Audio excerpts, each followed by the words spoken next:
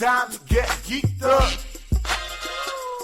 But in streaming services that I think a lot of people are going to start backing out of and you don't have to check out, in kind of Disney Plus news, we've talked about the live-action release of Mulan and kind of with the COVID, what are they going to do with it? Are they going to give it a theater release? I think we covered it in one of our early COVID specials of movies that are now going to be maybe going to streaming.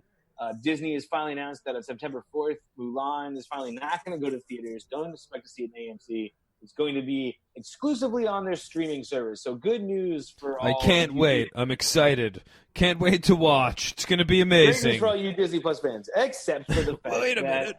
on the newest trailer they put out too, like you got to have a little premium on there. You got to pay $30 to watch this fucking movie. Dude. This is outrageous. What is this, a It's fucking insane. Tyson fight? Like $30 on top of your regular monthly membership? Like, now, here's the thing with me too that blows my mind. On top of your monthly membership, right? You got to pay $30 extra just for Mulan. which You for a don't movie? even What kind of own- price is that? $30 for a movie? You don't even own the movie, dude. Like Okay, this is like you a can stream it as 24-hour much as you fucking- want on Disney. No. You can stream as much as you want on Disney Plus, but like it's not like you can cancel your Disney Plus and be like, well, at least I bought Mulan Okay, I $30 see. straight up. They're like, no, we're taking that with us, man. Like you cancel Disney Plus, Okay. you don't get it. And if you're a non-Disney Plus customer that just wants to buy Mulan for $30, go fuck yourself. Like you got to pay the monthly membership for it too. Wow. See, You I know would what I have. mean? I thought when it came out that at least they were doing like for non-members. If we want to pony up $30 and watch Mulan, go for it. You know what I mean? But I wouldn't even be mad $30 at on them top of if the they were, like, monthly membership. Like, what are you crazy? $5. All right, we get it. Like we didn't make any money. We fucking spent the budget on this. Give us $5. You can watch You're it. Disney. $30. You didn't fucking like. You Yeah, don't yeah. need to make any money. You made all your money For with sure. Star Wars and Marvel and shit. Like it all. It's one hand washes the other with the big company like that. That's the Well, whole. I almost guarantee now that's what we're gonna see happen with the Black Widow movie. Again, owned by Disney, kept getting canceled because of Yeah. COVID. Obviously, I guarantee you we're gonna have that option with watch Black Widow for $30. And that's the one that really pisses me off because I know I'm going to do it. Yeah, exactly. And that one as well because it's been fucking delayed and it's probably going to 90% chances that it blows. Like that's going to be a real Because I kick in the haven't balls. seen a I mean, they really slow played us with Hamilton. We talked all and all about how Hamilton was free and how great it was. Now they're really making up with it for $30 for Mulan. fucking goddamn Mulan, right? I mean, I would understand, you know, like for WWE Network, for example, if you're a regular member, then you get like a real big discount. Like all of the pay-per-views are like $10 or something like that. So I could see something like that for Disney Plus. They release these new movies, you have to pay $10 even on That's what I'm top saying, of your like, thing. That's $5, fine, $10, whatever. yeah. But you know, $30 on top. That's, you know, 50% more expensive than King of Staten Island, and you got a membership fee. You know what I mean? Like, and there's nothing else on the service because I already watched Mandalorian 4 months ago. So, It's and a Hamilton. bold move too, because their whole thing was like, watch everything Disney has ever made with your streaming service, and then like this hit was like, we have $30. Like, no, Yeah. go fuck yourself. Yeah, no, Dude, that's an I saved outrage. money for the quarantine. What have you been doing, Disney? Yeah, for real. But yeah, so it's kind of a bullshit move on their part. I'm very curious to see how it goes down come September 4th when it comes out. Like, how much are they going to How successful it is. How many people fucking cancel their subscription? And again, too, I don't think anybody was really like dying to see Mulan. You know what I mean? It's not I mean, like it's speak like for The yourself, Lion King. bro. I mean, they could have got away with this shit with like The Lion King, Aladdin, even Beauty and the Hamilton. Beast. You know what I mean? Fucking Hamilton for Yeah. sure. But, like, Give us bro. Mulan for free and charge us for Hamilton for. And plus, they cut out the Eddie Murphy character too. So, like, what are we doing? There's no Mushu. Oh well, don't know Yeah. what that is, but It's sounds the kind of dragon Eddie racist. Murphy. I gotta be Eddie honest. Murphy did the dragon voice in the cartoon version. Nice. I didn't see it. Anyway. I missed that one. I gotta be honest. Me too. It's the last Disney movie I think as growing up that I didn't see. That was on the cusp You of. know what I mean? It was like too old, and I don't care. Okay, interesting. I don't know. I think for me, after Lion King, I might have like called it a day. I don't know what came after that. Like how far down the list was Mulan? I think probably right after. Okay, yeah, that's probably about right then. Mm-hmm. But I guess another kind of, good on ya movie news. Good job, buddy. And especially as a ex-wrestler, but for the second year in a row now, Dwayne "The Rock" Johnson is the highest paid actor in Hollywood.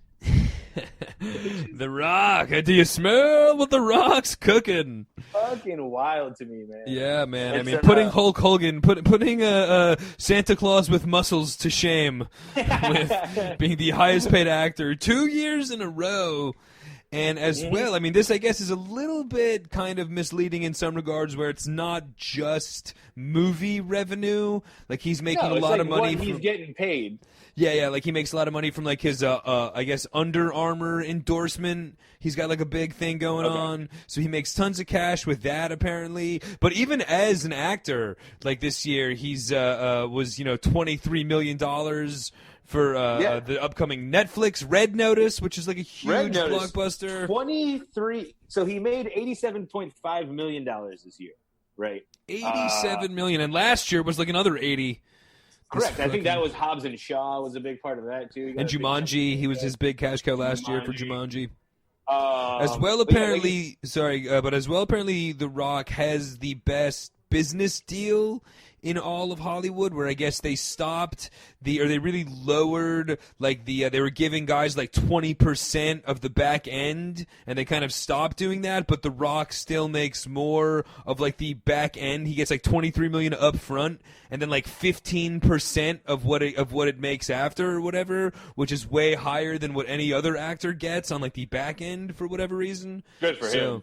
Yeah, I think he just made like a really good business decision with Jumanji and then followed it up with this one, but he's that's the Jack Nicholson clause. I think Jack Nicholson to this day was like the highest like income from one movie. That was Batman with Michael Keaton, because he took like a 20% cut like on the everything that Batman made, and that included like all the toys and like anything that was a part of that movie. Wow. He fucking cleaned up after that. And The Rock too, like I said, Rock, like you were saying too, The Rock got paid $23.5 million for this goddamn new Netflix movie coming out with Ryan Reynolds and Gal Gadot, Wonder Woman herself. Ryan Reynolds made another $20 million from this movie, by the way.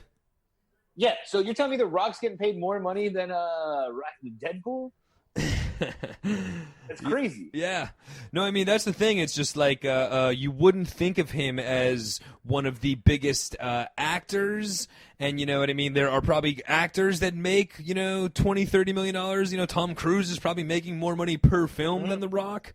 But when you add it all up, as well as Ballers, he's making a lot of money for. I'm sure he's got like WWF money coming in through T-shirts. Because even in WWF, he was actually one of the first people to, the whole business around that was changing, and the guys were getting way more of their T-shirt money. Even like Hulk Hogan was getting like 5% of his T-shirt money, and then by The Rock and Stone Cold's time, they were getting like 35% or some shit like that. Sure. And I think he made some real good deals with his WWF, rights and all that shit. I would also say in that aspect too that I think The Rock, we might have talked about this before, but The Rock is to me the only wrestler that's like actually like made it in Hollywood. Obviously with definitely by this standpoint for sure. But I can't think of one more wrestler that's like turned professional actor and like actually like had a good go at it. Stone Cold's been things here and there. Even John Cena, I say, would be a second. Hulk Hogan has like Cena's muscles, but like none of them have translated. You know what I mean? Into major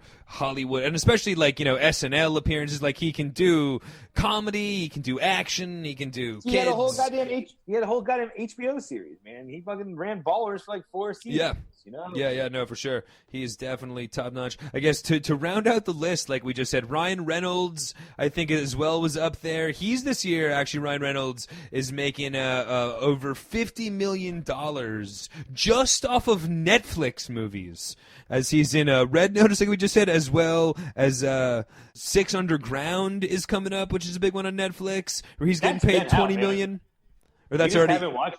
We just haven't watched it. Okay, yeah. But that was $20 million for him. There's another one coming out where he's making a lot. So out of $70 million this year for Ryan Reynolds, 50 of that coming out of Netflix. A couple other interesting ones, but coming in third on the list was Wahlberg, his biggest moneymaker of the year. Oh, tell me it's Spencer. Spencer Confidential from Netflix. Netflix just shelling out cash, but literally putting these top three guys on the list. I meant to say that too, but I think Spencer Confidential was like one of Netflix's like biggest like. The algorithm was like one of the biggest hits too, which is fucking hilarious. Although every single person in the entire New England area was fucking forced to watch that one. But as well, the most interesting one on the list, coming in number 5, and I would give you a million guesses, and I don't think that you would guess that Vin Diesel made $55 million this year. I would guess that, man, if you give me a sec. Only because they already paid him for the new Fast and the Furious movie. And apparently he has a big deal on Fast and the Furious production rights. And apparently he made a huge amount of money on the... there's apparently a Netflix animated Fast and the Furious spin-off series. Remember last episode we were talking about all the fucking Fast? I was shocked that these things are even successful. Yeah. Apparently, Vin Diesel's making like $50 million a year off fucking production rights from all this shit. But just amazing. It's insane.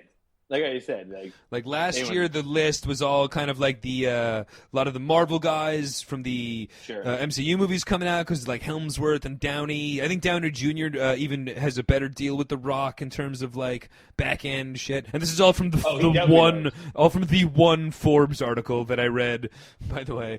But so they said Downey Jr. has a big like back end deal for the whole MCU franchise, I think, or whatever. Downey's made, which is a crazy thing to even think about.